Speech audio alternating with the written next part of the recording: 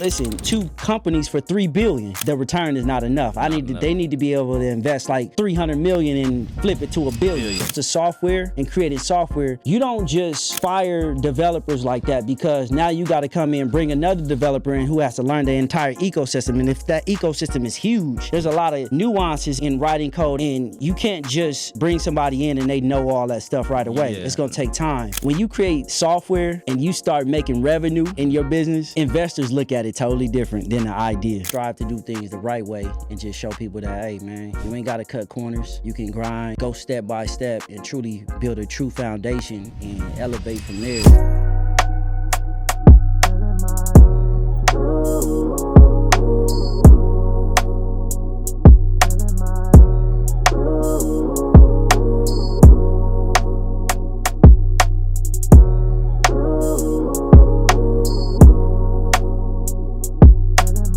Welcome to the Building Billions podcast, man. First and foremost, thank you for all your support. I've been seeing the views go up. And if you want to see somebody win, share this podcast with somebody that you want to see win. Share, like, comment, and subscribe so you can stay in touch.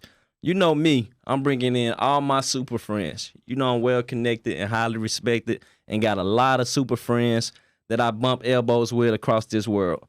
And on this journey, I got my guy, Mr. Kabir Muhammad, stepping in all the way from Baltimore, right? Am I right? Man, Bowie, Maryland. Bowie, Maryland. Got Mr. Kabir Muhammad, the CEO of Credit Fixer, AI Credit Repair. And, you know, I brought him in so he can kind of lace us up. You know me, I'm into the credit and all that good stuff, but I really never heard of credit with AI. So I'm in for a treat, and so are you. What's up, my guy? What's happening with you, brother? It's an honor to be on your podcast, bro. Man. Likewise. It's an honor to have you here, man. Welcome to Dallas. You just flew in today. Yes, sir. I've been here for about, 5 hours, I want to say. 5 hours. How you liking it so far? Man, I love Dallas. Every time I come to Dallas, man, I'm treated well. You know, never misses. Never misses. So we talked a little earlier. I know you're from California, Yes, sir. Compton, California. Shout out Compton, California. Yeah, man. And kind of similar to where I'm from, Jackson, Mississippi. I think California, more so Compton, a lot of people don't make it out and become successful, you know, because we can get tied into things that just distract us and steer us another way, man. So it's an honor to see another black brother get out of that presence that he was in and survive all the distractions and all the conflicts, man, and just to have you here, bro. So I appreciate your accomplishments, man, so you can pave the way for other brothers to see this. Yeah, and I know you have 5 kids that's looking up to you, bro. Sir. So, man, hey, welcome. Thank you. Welcome. Thank you. And so for those who don't know you, man, let them know who you are and what you do. Yeah. So, my name is Kabir Muhammad. Camera here. Kabir Muhammad. I'm the creator and founder of Credit Fixer.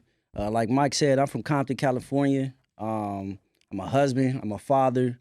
I'm a man on a mission to, just innovate in the credit industry and just innovate as an entrepreneur. You know, my background, I'm a software engineer, 15 years experience, certified ethical hacker. So in my past, I used to be a hacker. I used to hack CEOs and stuff like that. So legally.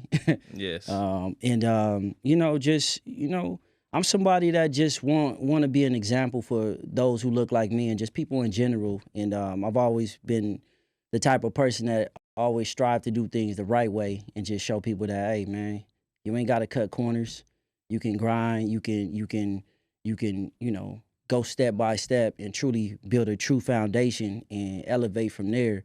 And so that's part of the reason why I built Credit Fixer myself, instead of just initially hiring people. I actually built this platform myself. Took me about 2.5 years to actually get it done. And then, here we are now, man. I built a great team of people that trust me, that follow, and believe that we going to turn this into $1 billion software. So absolutely, absolutely, that's bro. a little bit about me. We're gonna get into more. Cool. So before you introduce AI into your credit business, Yes, sir. Were you doing it a different way? Absolutely. So what some of you might not know, but Credit Fixer started off as a DIY credit repair platform. But, from the inception, I had built the software. I had built multiple softwares in one. And so I laid the foundation for it to be a CRM for credit repair companies. And I built it to be, have the ability to be white labeled, co-branded, and also create like a family plan as well, right? And so like you can add additional family members and they can they can fix their own credit as well. But also working on a version that allows you to do it with them. Mm-hmm. So I'm just creating an entire infrastructure and ecosystem. But to get back to your question, the way that I initially started it was I created dispute flows that was basically designed after successful dispute flows that experts were using in the industry. And so like I mentioned, with the DIY version, Mm-hmm. I was always trying to empower people to fix their own credit. And so because people had no idea, what credit repair was in the first place. They weren't gonna pay nobody. Well, yeah, they either wasn't gonna pay nobody because it was either too expensive, Right. or they paid somebody and didn't get no results. Right. And so they're like, now maybe I should try it myself, Yeah. So I get a gamut. I get every type of customer, Yes. So yeah. So is it still a DIY platform? Yeah, I still have a DIY version. Okay. But no, I have the white label, I got the co-brand, I got the CRM for credit repair companies to leverage it as a fulfillment software and a CRM for their clients. And what made you kind of say, I'm going to create a platform versus just do the typical credit repair, get clients in, fix their credit? I know you said, the obstacles that, your clients were having, but what kind of made you even want to do that? Was it something that when you was working, were you ever a credit repair guy? I was. Okay. I was. And were you doing it without this system? Yeah, so the way I jumped into it was I was doing it without software. Okay. Until I stumbled upon software. Okay. And I started using those software. So this was back in like 2017. Oh man. So back in the day, dang. Back then you weren't really, softwares wasn't that prominent. Like at least you weren't really aware of them, right? Right. And so this was back in the day where you were copying information from in Word and copying and pasting for Experian, Equifax, and TransUnion, Yes. and then printing it out. So I went through that phase, and I was like, you know what, man, I need to create a PDF generator that would do this automatically. Okay. And so being that I was a software engineer, it came easy to me. So I was like, I'm just gonna create PDF generator, and that's literally what I called it. And a lot of people can't walk around and say I'm a software engineer, man. What did it take for you to get from Compton, California to a software engineer? Man, I got asked this question before, and truthfully, it started with my grandmother, man. So back in Compton, and I'm gonna get to that answer, but it started there. I gotta talk about this story because, my grandmother, she was given like an Apple computer. She was a high school teacher at Locke High School in LA. And so older lady, she like, I'm not gonna do nothing with this computer. So she gave it to me and my brothers and sisters, but they didn't, get acclimated to it. I did though. So I got these floppy disks and I'm just, naturally just playing with computers. So fast forward, 20, like I'm in college now. And shout out to Morehouse College. So I ended up graduating from Morehouse College and I studied computer science there, right? And so from there, I ended up, getting internships from like Boeing and just like colleges and stuff like that, University of Chicago, interning every summer and stuff. So that's how I got into computer, like software engineering. Mm-hmm. And so, Boeing was like the first company that I got into. So, they actually paid for me to become a hacker. They wanted me to become a hacker as well. So I studied, got all the certificates for that, CEH, Security Plus, all these different certificates in order to, actually do those types of things. And so, man, I've seen the entire gambit of what it takes to actually create software. So, I'm not new to this. Like, I really do this. Nah, you do. You said 2017. That's a long time. 2017, right? 2017 is when I started, Well, 2018 is when I started working on the software. And how'd you stumble on credit itself? Like, you had that background from Boeing, computer engineer. What made you stumble like on credit out of all things you could have done? Man, trying to, I got fired from Boeing, moved from Chicago back to Maryland, and I was trying to refinance my house. Okay. And I couldn't get the approval. Okay. And so I reached out to somebody. Mind you, I didn't know nothing about credit. So this is back 2016. Okay. And so I'm like, I paid this guy $3,500. All right. Man, got one inquiry removed, and that was about it. And so I reached out to my boy, and I was like, because I knew he did credit. He was like, Javier, you like, you know what, bro? You a smart dude. Yeah. He was like, I'm not even going to fix your credit for you, because he knew what I didn't know. He was like, bro, you just got inquiries. I don't even know why this dude charged you $3,500. So, Right. he was like, man, just read this book. And it was by this guy named Corey P. Smith, because, at the time I thought that I knew nothing about credit and credit repair, right? And so I read the book, and I'm realizing like, oh, these Equifax not a part of the FBI or the CIA. It's just for-profit company. So I understood the reality of what it was. And so I got the inquiries removed, refinanced the house, got a HELOC. So I got like $150,000 in my pocket that I can play around with. So I'm like, yo. So that's how I got into the game. And then once I realized how simple it was, again, in my head, like, shoot, I'm gonna start doing credit repair. Okay. Start doing credit repair. Then once I got to that copying and pasting stuff, I was like, nah, let me create a PDF generator. So I did that, and I was like, okay, this is cool. Are there any softwares out there? Oh, there are. Okay, so I'm gonna just use their software. So I had no intentions of creating software initially. Okay. But then once I started using the software, and back then the softwares weren't really good. Nah, none of them were really good. And so I'm like, why are they doing it like this? Why are they loading the data like this? This is slow. So I'm just like, man, hold on. I think I can make a software. And so I'm just watching. I'm like, yo, they really not finna update this? So a year go by, and I'm like, I'm gonna take a shot at it. And the rest is history. I just kept building on top of, built the foundation of Credit Fixer. And I'm still building it till this day. Absolutely, man. You got to keep building it. It doesn't stop, So from 2018, we're in 2025 now. So that's about 8 years you've been building this software. Yeah. Kind of take me down a journey, man. I'm very intrigued into your journey.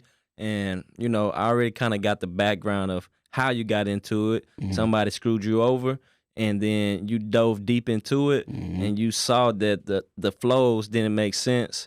The sequences didn't make sense. It could be improved. Absolutely. And you filled in that gap. But take me along your journey. Walk me through Credit Fixer journey. Yeah, man. Whew. Where do I start, man? Start at the beginning when it was all good. When you started it and you was trying to find customers, and then kind of start me there. Yeah, okay. So good place to start is, me building it every day. So what I would do is I got fired from Boeing, got back, I got another job pretty fast. And so I'm working for this company, and I'm like the lead architect. And so in my mind, I'm like, man, I'm never going to allow somebody to, have that much power over me. So I'm already thinking about entrepreneurship. I thought this was the perfect avenue. So every day for 2 years, I would go to work, get off at 5, spend about an hour and a half with my family. And then from that time to about sometimes 3 a.m., 4 a.m. in the morning, I'm building the software. I'm writing the code. I'm building out I'm attaching payment gateways. I'm figuring out how to import credit reports in the software. Now I figure out like there's this credit monitoring service. There's that credit monitoring service. I need to have the ability to integrate all of them into the software. So, just going through those different phases and realizing like, okay, what's everything that I need? So it took me 2 years to actually build that out. Okay. Once I built it out, man, I was sharing it on my Instagram stories and everything. And so that's kind of how people got kind of knew about me, right? And so when it came to launching the software, man, it's crazy because it's funny to me. I laugh at it now. It's like all these people like, man, when you gonna launch the software? Listen, I can't wait till you launch the software. I put the software out for $24.99. $24? $24.99. And mind you, this is just the DIY, right? Okay. Man, I launch it and maybe nobody buys it. And in my head, man, I'm like, and this is a problem that a lot of like technical people have. They don't understand business, but they understand software. And so I didn't understand that maybe people were looking at it as though it was just too cheap, because the industry, people are charging, $1,500, Right. $500 to get your credit fixed. If you charge it $24, it can't be good. That don't work. It's not gonna work. That ain't gonna work. So I said, you know what? Damn, either I'm not solving a problem right, or solving the problem well enough, or they just don't like it. So I changed the price to $79.99 and the family version for $300. Okay. And they bought. And they started buying it. And so that was just the first iteration of Credit Fixer. And I got my first, I would say about like 90 active customers. And then for about, I want to say like 3 months. And then it started growing after that. And then it really started growing once I learned the power of, social media, partnerships, getting on stage. So shout out to Umar. I'm gonna shout him out, Umar from Bureau Bullies, because he gave me my first opportunity to actually get in front of people. Okay. So at the time he had a huge platform, and he was like, "Man, I want you to speak on stage." And I spoke on stage, and when I got on that stage, man, so many people found out about Credit Fixer, and it just kind of took off from there. It helped take it off, rather. And Yes. that was like the start of it. Would you say that's like the first 2 to 3 years of the business? From launch to being on stage with Umar? That was within that year of launching. Oh, that's within the first year of launching. Yeah, that was within the first year of Okay. launching. All right. So things were moving real fast for you. Yeah. After you kind of rebranded the price. Yeah. You started getting, about 100 clients. Yeah. How was the retention? The retention then was actually pretty long. They were about 4 to 5 months. Okay, 4 to 5 months. So they were getting results. They was getting results for sure. Okay, cool. Yeah. Now you said something that just made me think about something. You saying like things were going fast, and when you create software and you start making revenue in your business, investors look at it totally different than the idea. And we'll talk about that later. But I was just talking to a billionaire yesterday, and they look at things totally different once it goes from an idea. And the moment you start making revenue, they want to see like, okay, they want to look at all the numbers at that point. So, but they want to pressure test it too. They want to make sure that it can sustain volume, and they want to make sure that your business can handle $1 billion worth of movement. Yeah, man. And it's funny. He was like, you know what, Kabir? He was like, man, I love your business. Like, you got an amazing platform. Right. Like, it's a billionaire. And he said, but it doesn't really intrigue me. Not because it's not good. Like, not because I wouldn't invest in it. He was like, but Kabir, he was like, me and my partners, we're going to look at your software and we're going to say like, okay, if I gave him, $20 million, what am I going to do with 480 other millions? Right. So essentially it was saying like, listen, it's not big enough for me to invest. I didn't sell 2 companies for $3 billion. Yeah. So it's too much work for where they trying to get to. Yeah, the return is not enough. They need to be able to invest like $300 million and flip it to $1 billion. There you go. That's what. So he's like, shout out to Phil. He's mentoring me. So man, I'm just like, I know we kind of just jumped. That's all good. Skip, but yeah, man. That's all good. So all right. So the first year you kind of scaled it up. You had 4 to 5 months retention. People were getting results. Were you like, since this is software, what is your role behind the scenes?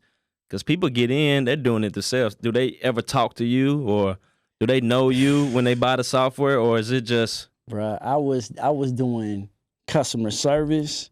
I was doing fixing any issues. I was, on social media. I was doing it all. Okay. Because mind you, like I'm a software engineer, man, and I'm not a CEO. Like I'm more of a CTO at the time. Okay. I'm doing everything. I had just brought on another developer, and now he's helping. That took a little bit of weight off of me, but I'm learning. Like I'm out here now. Now I got to learn how to run a company.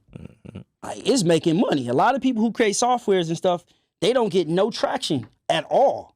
And the software could be amazing, but they don't know how to sell software. They don't know none of these things. They don't have a personality, any of these things. And so for me, like, fortunately for me, I have a lot of these intangibles, right? But man, I didn't know how to be a CEO at the time. And I'm still learning now, right? Right. I'm learning how to build a team. I'm reading books, I'm doing all these different things, and I'm actually building the ship while I'm flying, Right. a plane while I'm flying. So and it's not a bad thing. I'm doing a pretty damn good job, I must say. Right. Right. But yeah, man, I was doing it all. You're doing it all. Yeah. Are you still doing it all, or have you positioned kind of out of the business and put people in automations in place? Because you're an engineer. Yeah. Having an engineer mind, you're not gonna keep seeing a problem and keep letting the problem happen. That's not what an engineer does. They solve problems and do it at the highest capacity. So now that you saw that you had that problem, have you fixed it yet? Yes, sir. I have about 11 people working for me right now. Got to have about 4 developers on my team, man. That man, these guys go to bat. They go to war with me, man. And that's how I'm able to build so many more features now. I have guys, and I've developed a few of them, and now they're just off to the races now, man. I'm constantly training them, getting them, tools that they can leverage, and I still run the calls every morning. Okay. Every day I do that. I have a customer service team. I have a team that handles I have a personal assistant, but I still don't know how to allow her to handle stuff for me. I'm just so hands-on with stuff. Have you created SOPs? You know what? I can honestly say that I have not. Yeah. In some areas I have not. Okay. I probably shouldn't say that publicly, but no, that's the truth. That's the Yeah. truth. A lot of people don't create the SOPs because you hands-on, you building, you growing, you loving it, Yeah. and you just haven't had the time to put those SOPs in place. But I think the moment that you put those SOPs in place, you'll be able to pass that on to your personal assistant, and then Yeah. just watch her, and then have a call with her when she get done and critique her and keep building her out. Yeah. You got to get off those calls. Yeah. That way you can sit on the outside and see how she's doing, how my developer's doing, how the customer's liking it. You know what I'm saying? Don't let people continue to keep depending on you. Yeah. You know what I'm saying? Nah, let them actual depend on facts. your assistant that you got in place. Yeah. You got to build trust in her and really just watch her fails and critique her. Yeah. You bring up a good point, man. You bring up a great point. And, I kind of laid off my customer service, Sometimes I might pop in it because I see everything through my phone. I'm such a innovator, bro. I got so many systems connected to where it's like I can step away, but I see certain things and I kind of nudge. Like even like my customer service, reps, right? I see how they responding to the customers, and I might have to nudge them because I can leave notes in there, be like, "Hey, no, respond like this." Why you won't fire them? I don't. That's a good question. I know a lot of people say hire fast and fire faster. Right. I had a situation where, I had a developer that kind of lost a lot of revenue on my team. In my business. Right. And it kind of accumulated, it accumulated to about like $80,000. And so I didn't fire him, and the reason why I didn't fire him, and I think like that statement where people say, hey, hire fast and fire faster, I think it's a buzz statement, like a buzzword, but a lot of people like to use it to sound good. But when it comes to software and creating software, you don't just fire developers like that, because now you got to come in and bring another developer in who has to learn the entire ecosystem. And if that ecosystem is huge, there's a lot of nuances in writing code. And if And you can't just bring somebody in and they know all that stuff right away. Yeah. It's gonna take time. And I agree with you on the developer side, but when you say I'm nudging my customer service people because they not responding fast enough, that's what I'm talking No, about. not responding fast enough, but responding incorrectly. Okay. And technically, it's not her fault because we add so many new features. I got you. And it's like, so that's where the SOP is gonna come in play. So that's the CEO need to put that in position. So right. those, people that's handling your business know how to handle it properly. Yes, sir. And but the thing, 1000%. but bro, you an engineer. You gotta know that. Yeah. You gotta know. Hey, when the machine fails, I must fix it. Yeah. And it ain't gonna keep failing. That part. You know what I'm saying? That part. So not to be in your business, but I'm just giving you some wisdom. You know what I'm saying? I'm getting wisdom from you, so I would like to share that with you as well. Take me to like the pinnacle of your career in your business. What did that look like? The highest point. Man. The highest point, being able to hire US people and pay them well. Yeah, that's expensive. Oh man. That's the pinnacle for me. But really, like, being able to serve people, man, like being able to serve like both DIY and business and it doesn't fail. Like that was one of the things that I was worried about. You know what I mean? Like for instance, like adding AI.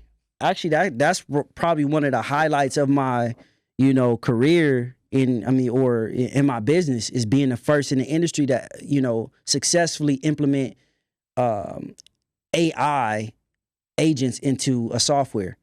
Because most people that talk about they have AI, they're just using ChatGPT, API. Okay. And they don't even know how to use that properly. Right. And so, with the advent of agents, it's opened up doors for me.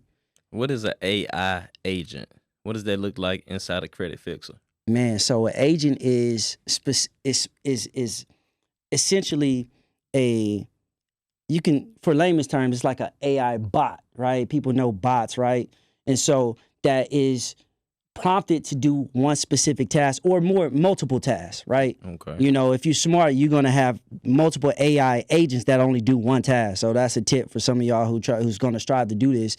But have multiple agents that talk to each other that do one specific task. So for instance, in Credit Fixer, I have an agent that's specifically designed to literally find violations within an account. Okay.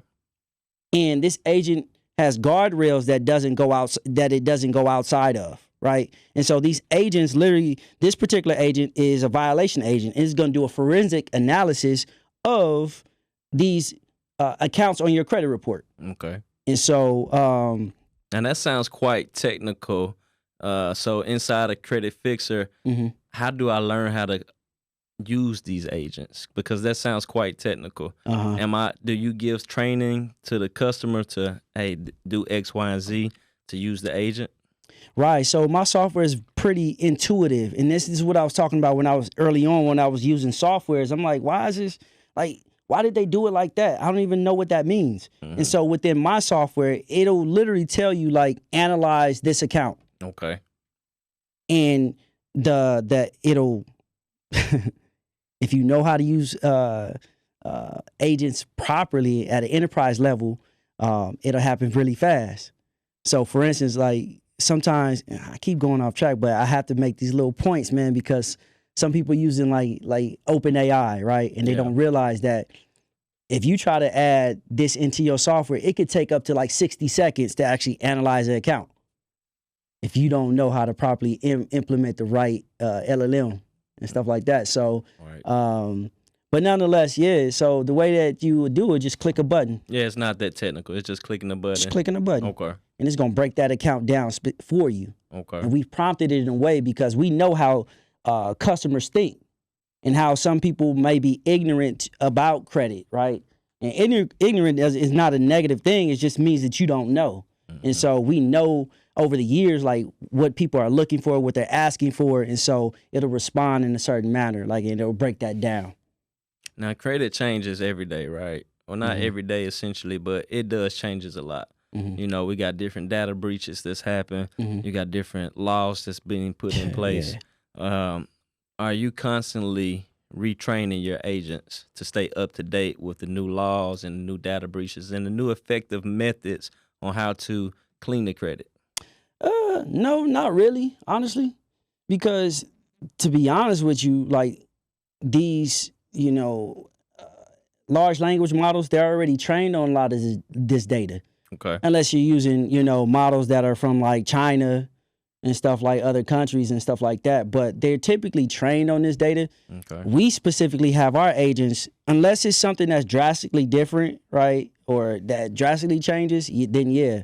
But, for instance, I have an agent that literally generates CFPB complaints Okay. based off of your dispute letter, a click of a button, or attorney general complaint. So it doesn't really require, unless the laws change, yeah, we do. Okay. But the laws haven't changed since 1973. No, they don't change, but like data breaches happen. Oh, and then, yeah. New laws are put in place to support that data breach. Not new laws, but the same laws are put in place to support that new data breach. Mm-hmm. And so let's talk about that CFPB complaint. So the agent creates the CFPB complaint. Yep. How does it get pushed to the CFPB? Can you do that inside the software as well? Absolutely. Talk to me about that. Yeah. So say, for instance, let's start from generating a AI dispute letter. So let's say you click violation for that account, you find that it finds like 1 to 9 violations. Okay. Most people only can locate 1 violation, if that, right? And so it starts there, and then you select the accounts that you want, and then it's going to find the highest violations per account that you want to dispute. And then it's going to generate a dispute letter, right? And then via AI. And then once that dispute letter is generated, it's going to know what violations are in that dispute letter. Then you can say, hey, I want to generate a CFPB complaint. Just by the click of a button, it's going to analyze that dispute letter and then create a CFPB complaint. And then it has instructions in there if you don't know how to submit a CFPB complaint on how to do it, right? You can download that CFPB complaint, you can mail it, or you can click the link in there and it'll take you directly to the CFPB where you can upload it. You're going to upload the complaint? Uh-huh. Okay, cool, Yeah. cool. And so what makes, like, this how I feel, and maybe you can change my heart on this, but okay. If your AI bots are using the language to find the disputes, find the violations, is it not repetitive language? Because that becomes frivolous at some point, and then things won't get removed. Am I correct, or you could teach me something different? So at the end of the day, I will say this: no human being is actually reading your dispute letters. So, if you've been in the industry long enough, you're aware that most of these credit reporting agencies are using OCR, and that's just basically a computer that can read, these PDF files or files and determine like if they're the same or similar and stuff like that, right? And so, what I've added into the software is AI dispute settings. Okay. So the first iteration right now is I can change the tone. I can even change the format of the letter. So when I say format, I can make it be storytelling. I can make it the format like a CFPB complaint style. Okay. I can make the format like a business casual. But the best part about this is I can, like, even when the system finds the violations, I can tell, you can set these AI dispute settings yourself, by the way. I can set it to where, hey, I want it to sound, even though these violations are here, I don't want you to mention any violation. I want you to still identify the violations without saying the actual violations. So it can sound like a normal person wrote this. Right. Right? Right. So I have it like that. But the next iteration, I'm going to have it to where it's like, hey, I want it to sound like, I want this letter to sound like it came from a 37, how old are you? 37. 37-year-old male from Mississippi that lives in Dallas. Okay. Black male. Right. You know. That way it can be fit in me.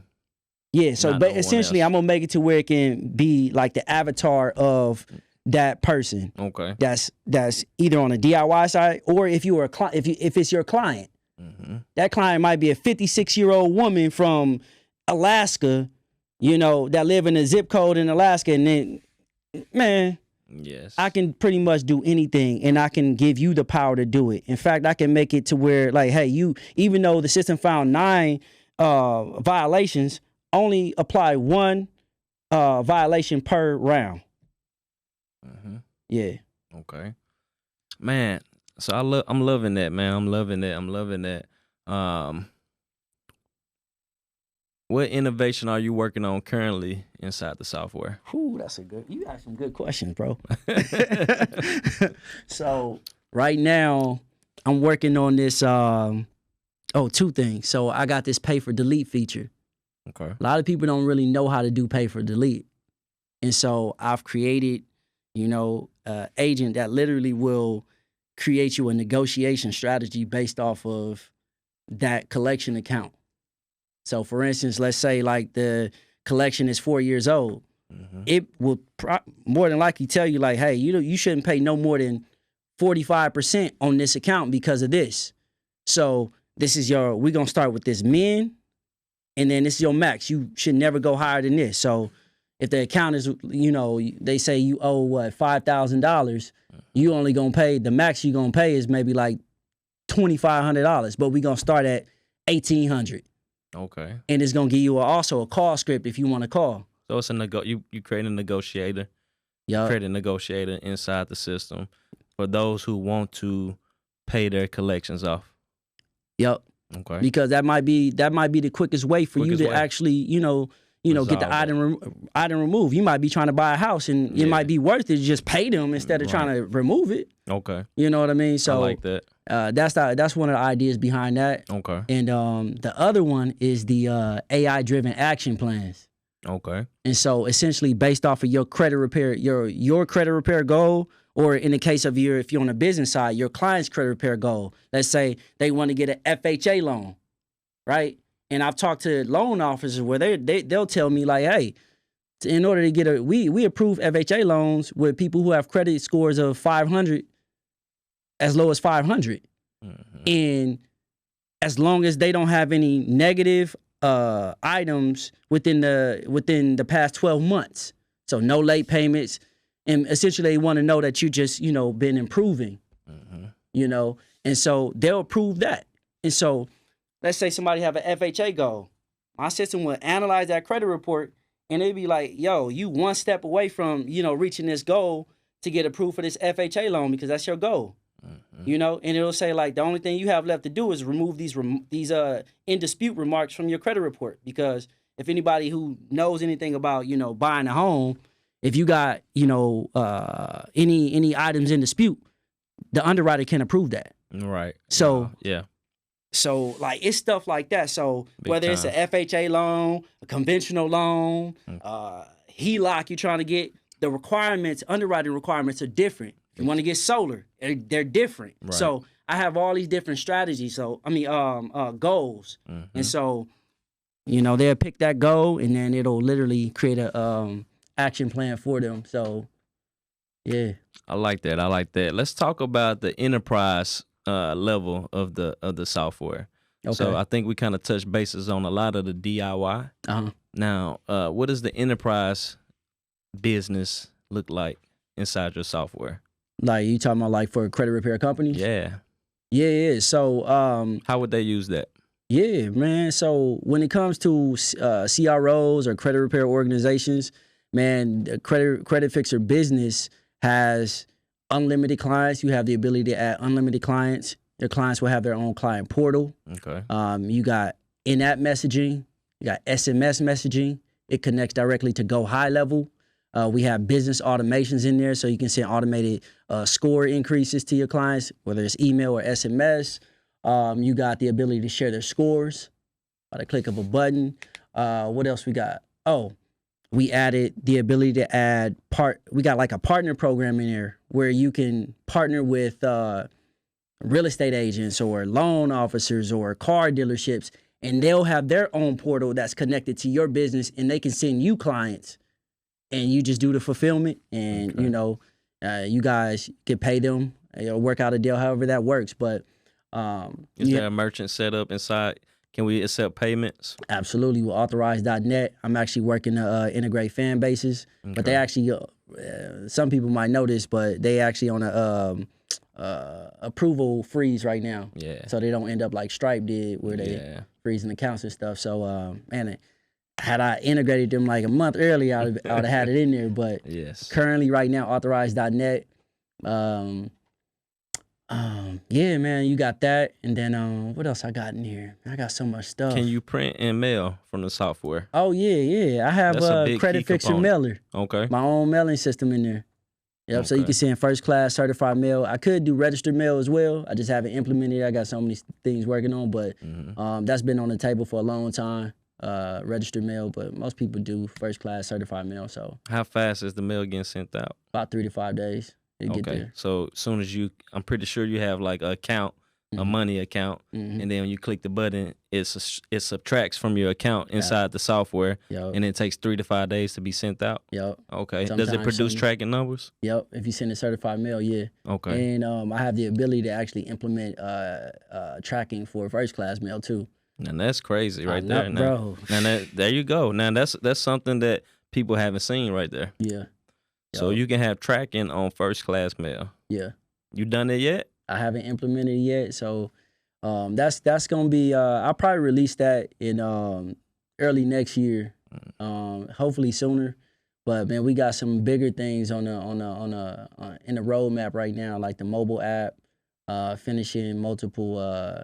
We have a few more agents, like I was telling you about the pay for delete system. So that'll be done in like 2 days, and then in about 2 to 3 weeks, we'll be done with the AI driven action plans. And the dope thing about these action plans is that, like for enterprise level on the business side, like you can create action plans for each customer, right? And it's actually a sales tool as well, right? So, it's dope, man. You can edit the action plans. You can send it to them via email. Okay. Man, I really love that tool because it's gonna change the industry. No, I really like that. I really like that. So, man, that's a dope business model. What's the prices on the enterprise and what's the prices on the DIY? So the DIY is $49.99, so $50 a month. Okay. When you on the DIY side, you get free credit monitoring. Okay. So yeah, I got a partnership with Smart Credit. Dope. So yeah, shout out to Smart Credit. So that allows me to actually offer free credit monitoring. So if you're on the DIY side, you get free credit monitoring. So you're only really paying $50 a month to fix your credit. And then the family side, I didn't really talk about this, but I have a family version, the only one in the industry where you can add multiple friends or family. And that one's $99 a month. So for $99, you can add 3 friends or family. And if you need to buy additional seats, you can do that as well. So there's that. And the dope thing about this one, the family version, Right. is that let's say you got your mom and she not computer savvy, she in her late 50s or something, or whatever the case may be. You can actually, if you're the admin, if you're the family owner, you can actually log into their account from within your account. So their screen will pop up and you can manage their account for them. Okay. Yeah. You're able to help them out. And then just close it out. And if you want to handle the other family, you can as well. All right. And what's the enterprise pricing? Enterprise is $199 a month. So Okay. just $200, you got unlimited everything. Unlimited everything. Yep. Unlimited disputes. Yep. Unlimited AI. AI is actually an add-on. Okay. I didn't get to that. So I got for that I got 3 plans, 30, 50, and 100. And Right. what separates those 3? The amount of tokens. Okay. And this is another thing, when you actually build an enterprise software, to actually add AI into your system, it's about $100,000 a year just to have that enterprise. Because of the data. The data costs money. Heck yeah. That language model costs money every time it speaks. Man, this is why I literally be sitting back. I be seeing people online talking about they got their new AI system, and I be like, bro, you have no idea what you doing. Right. You gonna jump out there, and it's gonna cost you a lot of money, and it's gonna break on you. And the people, listen, don't mess your name up out here trying to jump in this lane like that, you know. And you know, man, just tap in with your boy. No, man, you gotta let them know, man. Let them know, bro. So, what makes your software different than any other software? I don't want to throw no names out there, but just on a general basis, like, why would somebody choose Credit Fixer over A, B, or C? Because I'm or really, why should they? They should choose Credit Fixer because I'm literally building tools for you. You know, I keep my ear to the streets. I'm able to do that, fortunately, because a lot of these other platforms, they got to go through all the red tape. Like, you can say, hey, can you add this feature? They can't do that because they got to go up here, over there, get approved, and then it's like it goes into the roadmap, and then it just gets backlogged, right? And so for me, man, I'm an actual developer. I'm actually want somebody who actually get in there and actually write code. And I have the desire to do that. Like, I could have just stopped and just said, like, you know, I'm good. Like, let's just run the sales up. Let's just run that. But I'm always trying to make it more effective because the industry is changing. And with these other platforms, they're stagnant.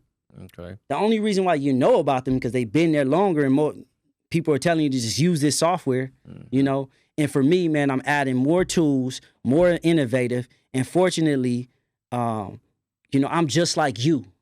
That's really what it is. I'm just like you. I've been in your shoes. I just happen to be somebody who is tech savvy and has the technical expertise to actually fix it or make it better.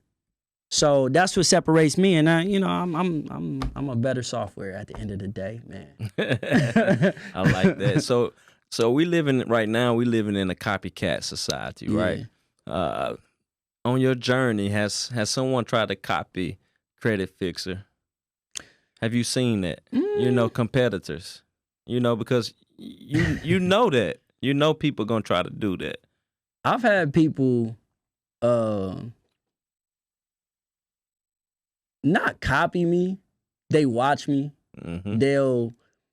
They in my software, they sign up. Yeah. Like, I see you, bro. Yes. I know your name. I know who you are. Yes. Like, I know you from this software. Like, I don't trip because, like, at the end of the day, it's not so much so what it looks like on the outside. It's like internally, can you, you know, really, you know, build it out? Because it's really infrastructure that's really most important. Like, you know, it doesn't matter what it looks like on the outside, because when you're trying to scale stuff and things of that nature, you know, that's where you get into trouble. And I built enterprise software for, you know, Fortune 500 companies, man, and private companies that people wouldn't even know about. Like, man, I created man, I could talk about this because, you know, but I created a software where, you know, for the government where it's the, how would you say? It's the accounting software. Okay. Where all forms of the like Army, Navy, anytime like tissue gets sold, it has to go through this software, right? If somebody sell a bullet, it got to go through this software. It got to get tracked. So it's the accounting software, right? Okay. And I was the lead. That was my last job. I was the lead architect for that. I revamped that whole platform. Yeah, man. So, you know, billions go through that software a day. And so, you know, it was in my hands to, you know, so I built software at that level. No, that's dope. That's dope. So we talked about the pinnacle of the business. Let's talk about the lowest point of the business in your journey. Lowest point. To be honest, like, it happened at the end of 2024. You know, right after the pandemic. Nah. No? Pandemic was gone. This was like last year. Oh, last year. Okay. Yeah, man. I was on the climb, bro. I was killing. And so this is where, in truth, like I was telling you earlier, it was actually a blessing because I wouldn't have been able to create AI. But, you know, like I said, we talked about, like, you know, firing people, right? So I had a developer, I gave him a task, and it ultimately slowed down the software. So much so that, you know, people were leaving by the droves, and I looked at it and I lost like 560 active users. I'm like, yo, like, damn, bro, this is crazy. And you talk about paying like US people money, salaries. It's like, yo, and I lost a good amount of revenue, and it put me in a position where it's like, damn, man, like I ain't never faced this type of situation. And so now I'm dealing with this, and then I really had to learn how to navigate all these different, situations. And so I didn't fire him. It was a training it was a moment to actually, train him. And it was a moment for me to realize, like, damn, bro, you shouldn't have put him on that task. Right. I thought he could handle it, but I kind of knew he wasn't going to be able to handle it if he messed something up. And so ultimately, in this industry, shit, people aren't finna, if the site is slow, they trying to operate their business. So that's what happened. But I kept him, and now today, man, that dude is a great developer, man. That's why they follow me, man. That's why they know, like, I'm a good dude, man. It ain't always about money, right? And the beauty about it, it allowed me to sit back and say, damn, okay, how can I solve this problem? How can I get these people back? And while nobody was, focused on AI, right? And I was like, okay, I'm not gonna run no ads. I'm not gonna do nothing. I'm gonna build. Okay. And I just kept building, and I produced Credit Fixer. And now I'm at the front of the line, because now everybody's scrambling to add AI in their platform. They're trying to figure out how to do it right.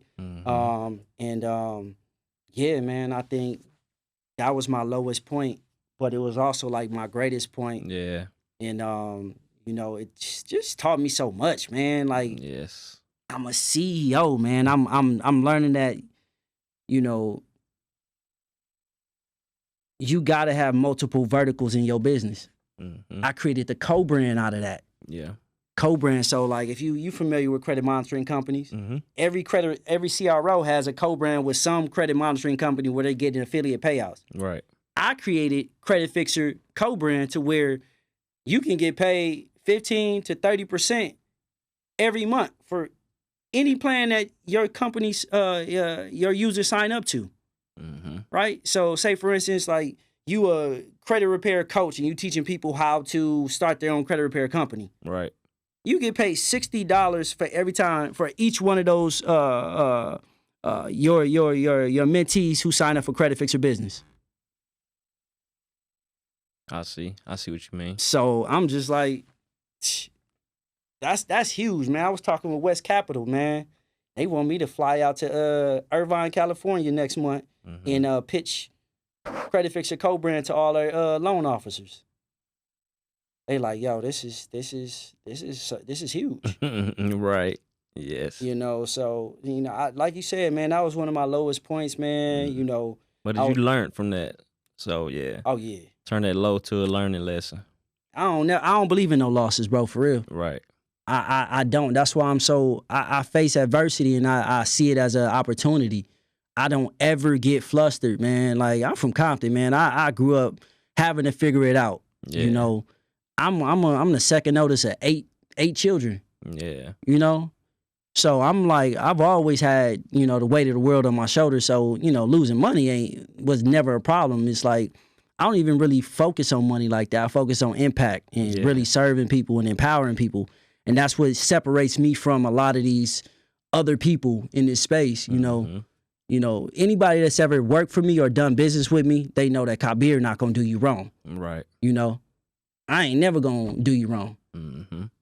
So I'm always, I'm good. So yeah. I know we spoke before that you have 5 kids. What does spending time with them look like? Because it sounds like you're very busy. Building this software, managing. What does spending time with your 5 kids look like? Man, it's been interesting because my children see me every day, all day, because I work from home. Yeah. And my children, they actually been homeschooled their entire lives. Right. They've never been in public school, so You know, they pop in my office. No, it's like a family business. Yeah, man. So they've seen me build this business, Right. and that's what I'm so blessed to that they see that. Yes. Like they hear certain terms. My daughter walked into my office the other day. She was like, "Dad, I want to learn how to invest." Like, what are you learning? They're like, I know there's some risks. So she's hearing. It's amazing because children hear you talk about certain things. She's like, what is risk? Like, and so, man, it's dope, man, to just see my children, man, every day. And my wife does a tremendous job. You know, she's an educator. So my children are, you know, I see them. They smart, man. Yeah. Good children. Good. You know, and I would have to say, man, you know, I got to give her all the credit, honestly. Yeah. Because, you know, I spent a lot of time building Credit Fixer. And, you know, man, it takes away from that time spent. You know, my sons are getting older. My oldest son, he's 11 now.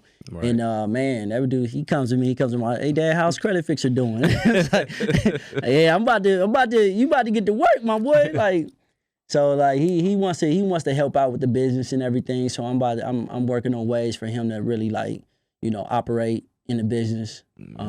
He's always trying to figure out like how to start a business and start a company. You know, I tell him all the time, like, man, it's easy to make money, man. You just got to solve a problem. Like, and he's always, ever since I taught him that, like, he was like, okay, this is a problem, that's a problem. Like, can you help me figure out how to start a business? I'm like, and I always tell my children to figure stuff out, man. That's another thing, man. Right. I've always been that guy, man. Yeah, like, the fixer. Fix it. Yeah, the problem, figure it fix it. Yeah, figure it out. I'm gonna tell you this. So we just moved into this house. Right. And my son's beds arrived. Shit heavy as hell. And I tell my son, I was like, hey, bro, get that bed and take your bed and put it in your room. He was like, can you help me? I'm like, no. Like, bro, how I'm gonna get it up? I'm like, bro, figure it out. But get that bed in that room. Right. Because it's your bed. Right? And because I want him to think, like, bro, Right. I know it's heavy. Because I remember when my dad used to tell me, my brothers, like, he was like, man, hey, man, listen, I want y'all to get this, and that, and put that in the backyard. And I'm like, bro, this heavy as hell. How am I supposed to do this? Hey, figure it out. And I'm like, man, this nigga always got me. I'm crying and stuff, but it taught me how to figure things out. So I'm like, oh, I got to get my boys to come help me. And so my dad's sitting there, and I'm looking back. I'm like, excuse me. Looking back, now my dad is like teaching me how to figure stuff out. And so my son, he figured out, I'm laughing because he over here just opening up the box, taking stuff one by one up the stairs. And I'm like, yeah, that's what I'm talking about. You learning how to figure stuff out. But you got that bed. Was mad too. Yeah, he was a little tight. He was a little tight. So I see it, man. I'm just like, yeah, and we talk about those types of things. But my son now, my children, they know, like, man, if I know you can do it, I'm gonna tell you to figure it out, man. Right. Yeah. Right. So, man, what does peace look like for you? Peace for me. Ah, man. Seeing other people do well, man.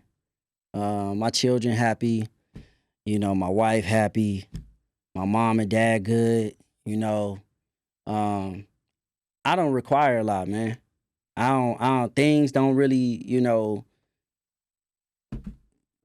but man, I got what I need, man. You know, honestly. Right. You know, I got Rolexes and all towards this sort. I got that stuff, man. Mm-hmm. That don't really drive me, man. Impacting people, man. Being a good person, you know, doing good, putting good energy out there, man.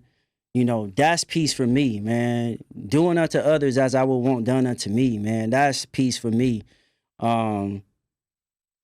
You know, I really just, you know, just being from where I'm from, man, I know that there's more value in people that look like me, and just in general, like when people are in bad situations, there's good in there in people, man. They just never had the opportunity to express that or get that or mine that out, man, because of their environment. Mm-hmm. And so, you know, peace for me is just seeing that seeing other people find that in themselves, find their greatness, You know, I'm not the smartest dude. You know, I've seen people that's 10 times smarter than me, man, just never had the proper environment to actually blossom and bring it out. So, you know, peace for me, man. Man, just seeing other people do well, man, honestly. Yeah, that drives you. Yeah. Yeah, that's your sure. driven. Yeah, that's your why. It's just impact. Yeah. Like you said, impact. Yeah. I wish I could do it at a higher level, man. I wish I was, you know, could do it at a higher level. And you know, sometimes I think it's, you know, if once I'm, you know, make, you know, 100 million, I'm able to do it. But, you know, honestly, I'm learning now you can impact people without a single dollar. Right. You know, and that's where I'm focusing on now is just like, okay, how can I impact people right now? Right. You know, so, you know, hopefully this podcast, you know, can inspire somebody to, for you real. know, do something. Nah, it will. It definitely will, bro. And I ain't gonna lie, man. I used to see you all the time on ads and stuff. You know what I'm saying? Word. And like you said, you slow down on that so you can fix the problem that you had in the business. Yeah. And now that it's fixed, will we start back seeing you out there more? Yeah, man. I'm actually going to start running more ads towards credit repair companies. Okay. You know, so I think because I was so hard on DIY, they always thought that I was taking away from their business. Okay. But in truth, I had from the inception, I had already designed the credit fixer business. It had already been built out from the beginning. And so not to where it is now, but I always was focused on people, empowering them first. But man, I'm never the type of person that's trying to take away from people. I'm always just trying to add value. Right. And so, yeah, man, I want to show credit repair companies that, this the software for you. And I'm going to make it so much easier for you to excel in your business because what they don't tell you about running a credit repair business is that 80% of them are not, maybe even 90% of them fail in the first 3 months or 5 months. Right. In the first year. So if I can help you get better results for your clients, action goal-based results and stuff, man, I did my job to help you. And that's why, man, I truly believe Credit Fixer is going to change the game, you know, now and moving forward, you know. So since we're talking about impact, is there any way for anybody that's watching this that you can kind of give them like a 30-day free trial? Any of my audience that's watching that want to kind of tap in, want to see if they can get their feet wet, DIY, you got a free trial out there that they can kind of test the waters? Say less, bro. You know, I'll give them a code happen? for you. Okay. You put building billions in that as a coupon code, you're gonna get 30 days free. 30 days free. On DIY, family, or business. There we go. Because I want to see you impact a lot of people, bro. And for those who are skeptical, I want them to be able to see for themselves. I want them to be able to see everything that you just said live in action. So I appreciate you for giving that code out, man. Let them know what they can look forward to in the next 6 months, where they can find you at, what you got going coming up next. Just give them the spiel of everything about Credit Fixer, what we need to be looking out for.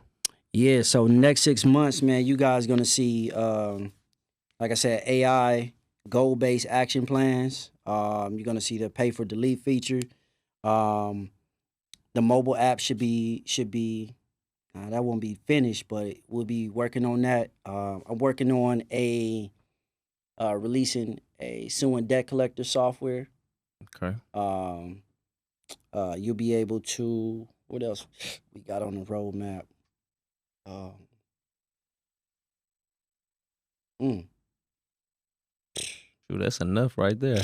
I love that. I love that. Yeah, bro. This funding, man, I'm working on the funding software too, man. Like, man, 6 months, I could get it done. Within 6 months, I could get these softwares done in 3 months, man. That's how cold I am with this stuff. And because Credit Fixer I built it, man, I'm so glad I built this the way that I did, bro. Because I can literally just copy Credit Fixer and just throw funding on there. Copy Credit Fixer, throw the suing debt collector software on there. You know, so that's what you guys gonna see in the next couple months. you might see a lot more. So, man, y'all look out for Credit Fixer, man. Keep supporting Credit Fixer. Become a co-brand partner. Become an affiliate partner. Man, share Credit Fixer, man. I'm here to empower people, empower businesses, and I'm here to serve y'all, man. That's truly what I'm here to do. I'm not, I really hate to be on camera. Honestly, I'm doing this because I'm growing this business. That's right. But I love to be in the behind the scenes, man. I'd rather see y'all win. You feel me? So I'm doing what I'm doing. I'm winning already. So and like you said, man, that's who I am. That's what I'm about. That's what Credit Fixer is about. And we're gonna continue, pushing the envelope, innovating, and put on for the credit repair space and entrepreneurs. And you're gonna build billions too, bro. That part. Yeah, you're gonna build billions, man. So listen, man, he just gave y'all 30 days to fix your credit for free. Please take advantage of that. Click the link that's in the bio. Type in Building Billions is the code. We're gonna make sure that you got that. We're going to make sure that it works. If it don't, we're going to come back to the software engineer guy who's engineered all this craziness and get it fixed, right? So make sure y'all tap in. Find my guy, Credit Fixer, man. He's doing big things. He's been in this space for a long time, man, just behind the scenes. But we're going to get him outside so everybody know who he is, all right? Hey, I appreciate you for stopping in, bro, in Dallas, man. Appreciate you, bro. We got to have you back. I want to see you back in the next 6 months. I want to see what you done, how many people you done impacted. We're going to get some reviews from the people that tried the 30 days and see how they feel and see if we need to make some adjustments or if everything is running smooth. Yes, sir. So I'm looking forward, bro. I appreciate you, man. I think you gave a lot of game. I gave a lot of insightful information into your business and how it operates so people can respect it and understand, you didn't just make this up in your sleep. This really what you went to school for. Yeah. You a real problem solver. So, hey, man, welcome to Dallas. Welcome to my podcast. I appreciate you for blessing my audience, man. Man, appreciate you. All right, bro. And we out, man. Y'all stay tuned for the next one.